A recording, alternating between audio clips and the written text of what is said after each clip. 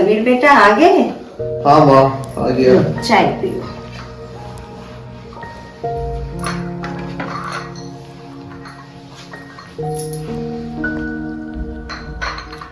समीर बेटा, पूजा आने वाली है, बाजार से कुछ सब्जियां वगैरह लेते आना। अच्छा माँ, आप लिस्ट बना दीजिए, मैं लेते आऊंगा। चाय की तो बहुत अच्छी खुशबू आ रही है। मम्मी जी मेरी चाय। क्या मैं तेरी नौकरानी हूँ जो मैं अभी चाय लाके दूंगी? दिन रात तो खाली ऑफिस ऑफिस करती है, घर का काम वाम तो कुछ करती वरती है नहीं। अभी चाय लाके मांगती है। दिन रात मैं खटते रहती हूँ और ऊपर से तेरे नखरे। चाय कहाँ है मेरी? माँ ठीक ही तो कह रही है निशा, बेचारी दिन रात इतनी खटती रहती है और तुम चाहती हो शाम की चाय भी वही ला कर दे। अरे पर मम्मी जी, सुबह ऑफिस जाने से पहले तो मैं नाश्ता बनाती ही हूँ और रात का डिनर तो मैं बनाती ही हूँ, और जितना मेरे से हो पाता है मैं तो कर ही देती हूँ मम्मी। बस थोड़ी सी सपोर्ट की जरूरत है बस। कोई एहसान नहीं कर रही हो हम पे। हमने तो नहीं कहा था जॉब करने के लिए। ऐसी भी कौन सी कमी है जो तुम्हें नौकरी करने की जरूरत है? पर मम्मी जी, मैं अपनी पढ़ाई तो वेस्ट नहीं कर सकती हूँ ना। मुझे भी सेल्फ इंडिपेंडेंट होना है, अपने पैरों पे खड़े होना है, और आजकल तो ये हर एक लड़की का हक है कि वो सेल्फ इंडिपेंडेंट हो पाए। देखा बेटा, कितनी बदतमीजी से बात कर रही है, जबान लड़ा रही है मुझसे। निशा, तुम मेरी माँ से ऐसी बात नहीं कर सकती हो। एक जॉब क्या कर ली, तुम अपने आप को महारानी समझ रही हो। सुनो बहू, कल मेरी बेटी पूजा आने वाली है। वो कुछ दिनों के लिए यहाँ रहेगी। जब तक वो यहाँ रहेगी मैं किसी तरह का झिकझिक नहीं चाहती हूँ, समझी? जी मम्मी जी।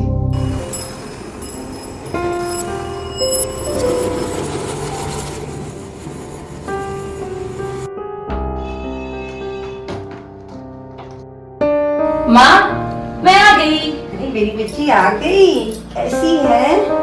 मैं ठीक हूँ, मुझसे तो और रहा नहीं गया। मैं आ गई।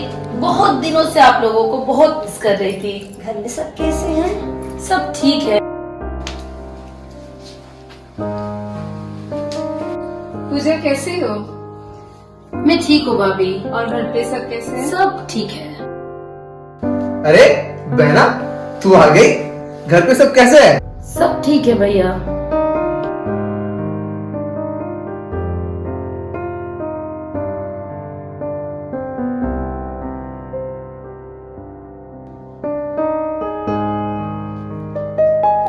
जी सर, मैं उसी पे काम कर रही हूँ, थोड़ी देर में ये खत्म हो जाएगा।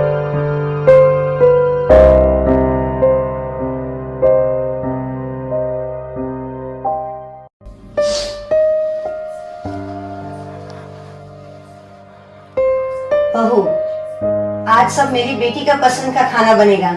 जाओ किचन में जाओ, छोले भटूरे और पनीर बनाओ, जाओ। बस मम्मी जी बना देती हूँ। बस ऑफिस का थोड़ा सा काम बाकी है और कल एक बहुत ही इम्पोर्टेंट फाइल जमा देना है, उस पर काम कर रही हूँ। एक बार भी सुनाई नहीं देता है? जाओ जाके खाना बनाओ।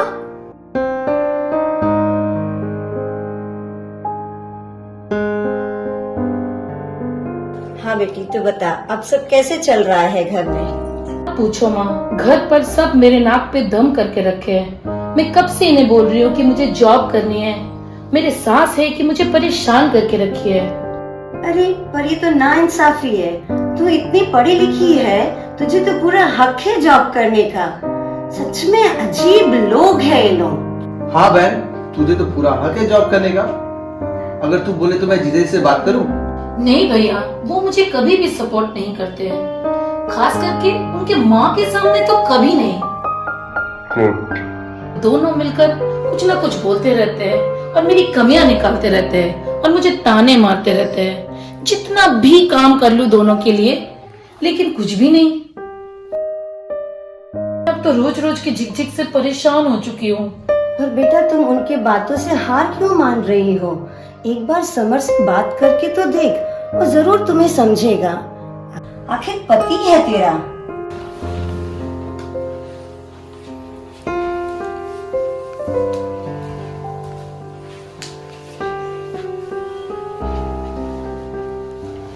यही तो मैं बोलना चाहती हूँ माँ। भैया भी तो भाभी के पति हुए ना, तो फिर ये क्यों उन्हें सपोर्ट नहीं करते? मतलब ये कि भाभी मुझे बहुत दिनों पहले मिली थी और बहुत पूछने के बाद उन्होंने मुझे बताया कि आप दोनों कैसे उन्हें परेशान करते रहते हैं, ताने मारते रहते हैं जॉब के लिए। फिर जब बेटी की बात आई तब आपके नजरिया क्यों बदल गए?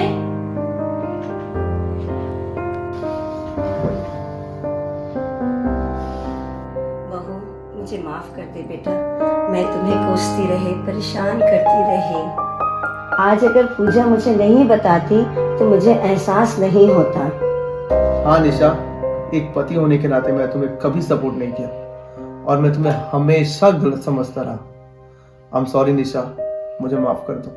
अरे कोई बात नहीं, आप लोग माफी मत मांगिए, बस इतना ही आप लोगों का एहसास हो गया काफी है। बहू और बेटियों में कभी फर्क नहीं करना चाहिए, क्योंकि बहू किसी घर की बेटी होती है और उसके भी कई अरमान होते हैं जो पूरा करना चाहती है। नहीं बहू, आज से मैं तुम में और पूजा में कोई फर्क नहीं करूंगी। चलो आज दोनों मिलकर खाना बनाते हैं, फिर तुम ऑफिस का काम कर लेना। जी मम्मी जी। रुको भाभी, मैं भी आती हूँ।